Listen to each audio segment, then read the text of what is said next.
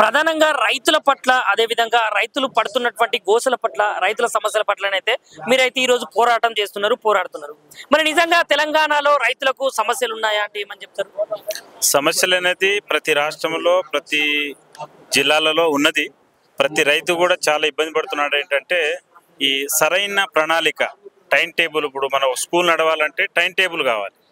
ఆ time table ప్రకారం కూడా రైతులకు కూడా వాళ్లకు అన్ని రకాలుగా వ్యవసాయం సంబంధించిన ఎరువులు కానీ తర్వాత ఇన్సూరెన్స్ కానీ ప్రతి ఒక్కటి గవర్నమెంట్ కమిట్మెంట్ ఇస్తుంది. ఈ టైంలో కావాలి అని. కానీ ఏ రోజు కూడా ఏ టైంలో కూడా ఇంప్లిమెంట్ చేయలేకపోతుంది. ఉదాహరణకు వర్షాకాలం స్టార్ట్ అయిందంటే మే 20 నుంచి జూన్ 1 వరకు వర్షాకాలం స్టార్ట్ అవుతుంది. ఈ వర్షాకాలం కంటే ముందే బిఫోర్ ఎరువుల సమస్యను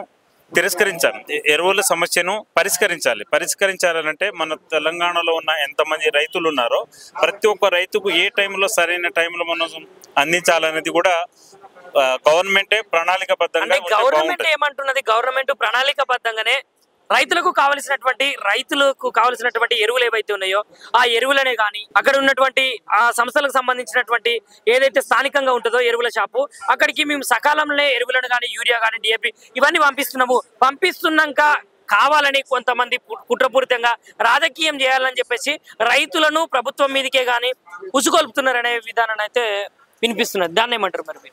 ఇలాంటి కట్టడి చేసే బాధ్యత ప్రభుత్వానికి ఉంటుంది. ఈ మధ్యవర్తులను తయారు చేసేసి ప్రభుత్వం వాళ్ళని ఎంటర్టైన్మెంట్ చేయకుండా రైతులకు సరైన సమయంలో అందిస్తే ఇలాంటి ప్రాబ్లం రాదు. సో మీరు ఒక రైతు బిడ్డగా ఈ ప్రభుత్వానికే కానీ రైతన్నలకే కానీ మీ సందేశాన్ని ఏమి ఇవ్వదలుచుకున్నారు?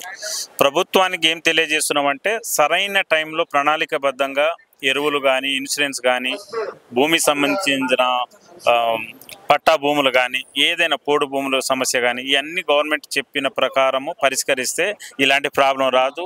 థర్డ్ పార్టీస్ కూడా తయారు కారు. ఎవరు కూడా మూడో వ్యక్తి వచ్చేసి బ్లాక్ మార్కెట్ చేయకుండా కూడా అరికట్టే బాధ్యత ప్రభుత్వానికి ఉంటుంది. దాంతోపాటు సకాలంలో సెంట్రల్ గవర్నమెంట్తో మాట్లాడి ఇమ్మీడియట్లీగా మనకు రాష్ట్రానికి సంబంధించిన ఎంత ఎరువు రావాలో అన్ని ఫుల్ఫిల్మెంట్ చేసేసి ప్రతి రైతుకు అందిస్తే బాగుండు అనేది నా ఆలోచన.